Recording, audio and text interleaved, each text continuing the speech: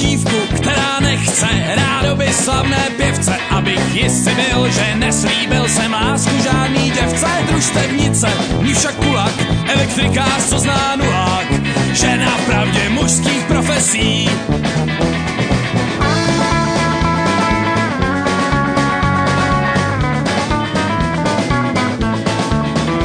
Je to kráska z jiné doby, nezáslouhu nemám dloby, její batoh Che Guevara v čapce vždycky zdobí, bože zlé. Vítáme vás u 3. dílu, kterému jsme dali naši sílu. Doufám, že nestratíte víru a zachováte se k nám v míru.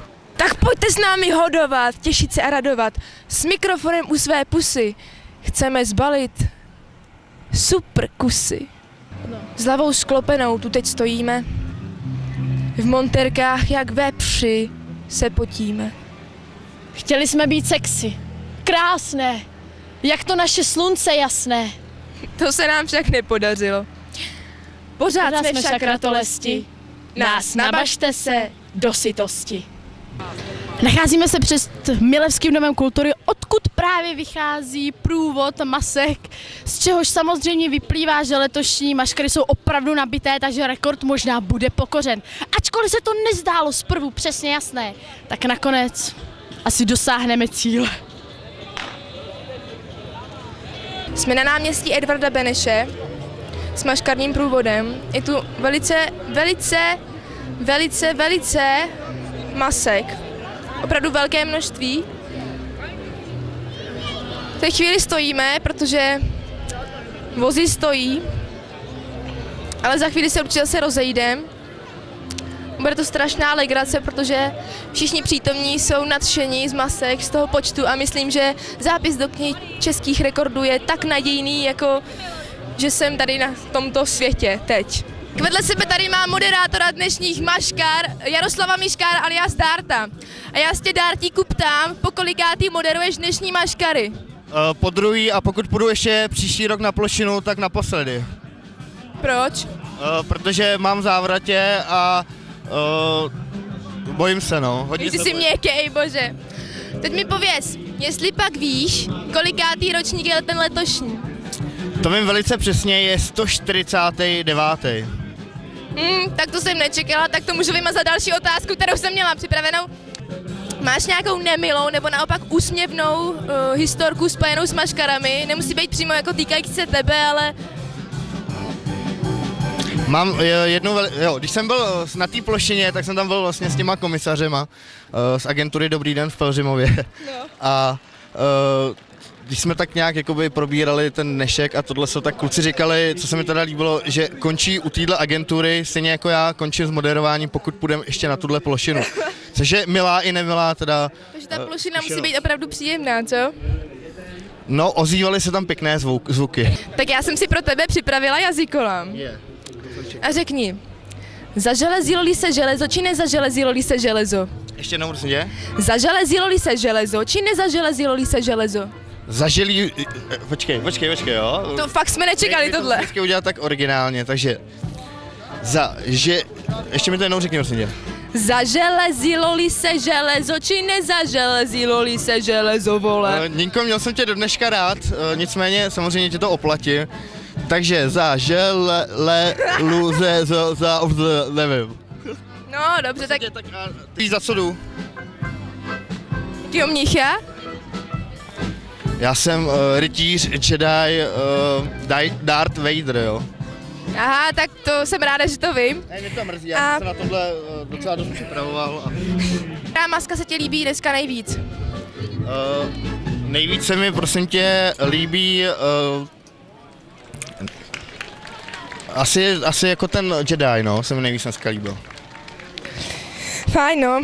Holčička tak smutně postává tady s tou vlaječkou nejmenovaného rádia, jo. Tak zahrajeme takovou písničku taky děti o zvířátkách, jo. Je to takový vlastně, jestli někdo ještě z vás nemá doma nějaký zvířátko, je to veselější, nám například dneska ráno utek křeček, rozumíte, pod postel. Je to výborný, až tam někde rozumíte a pak bude smrdět, tak no zkrátka pořiďte si něco, je to taková radost, jo, ať prostě je u vás veselo.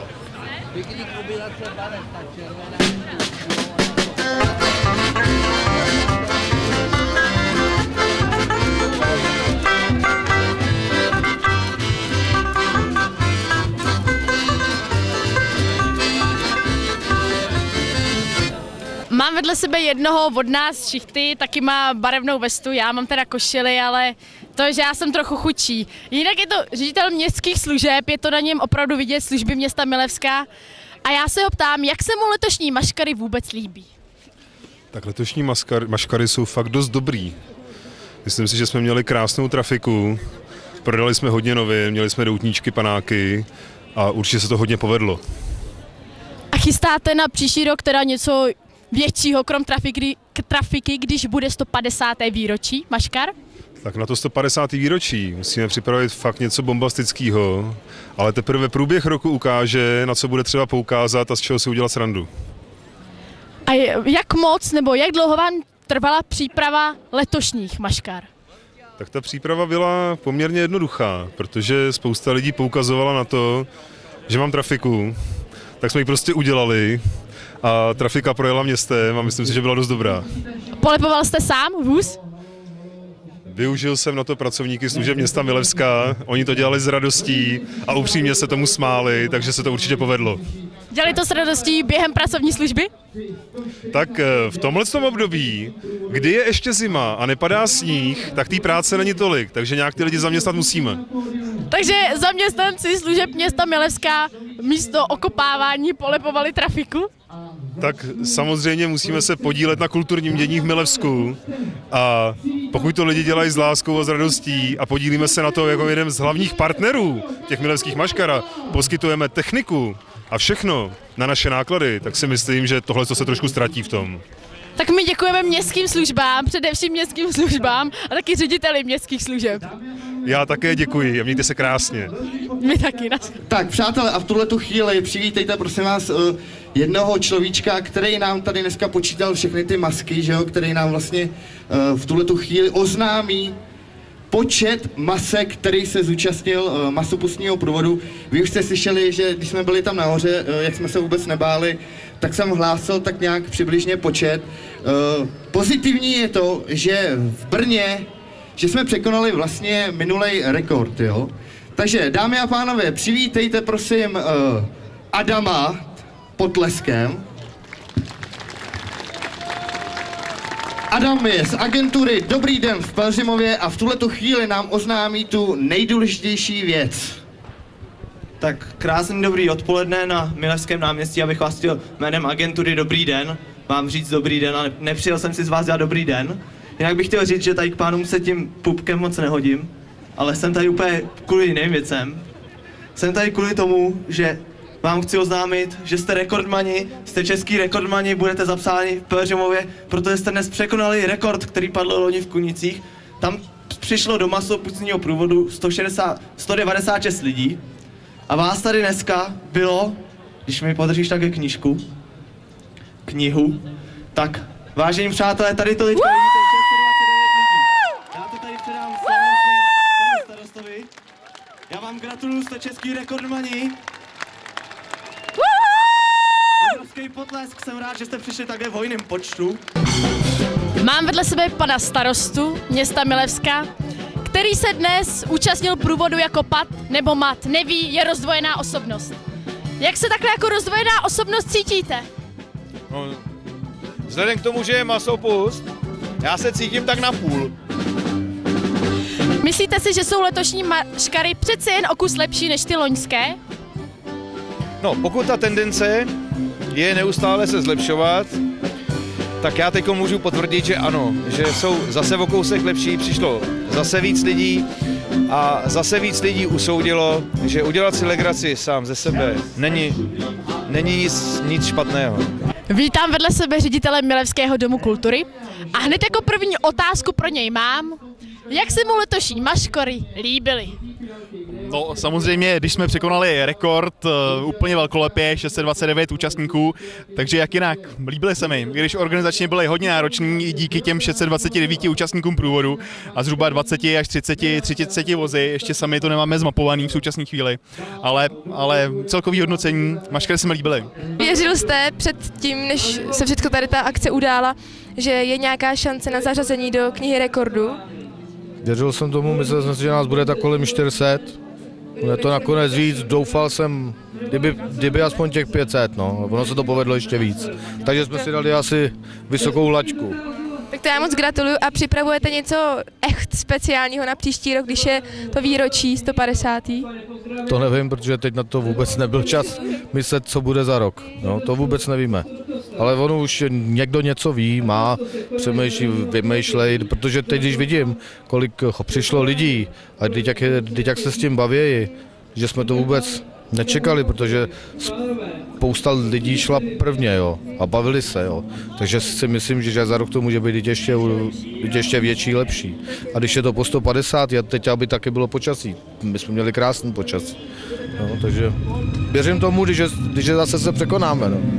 Tak já děkuji moc a přeji mnoho úspěchů.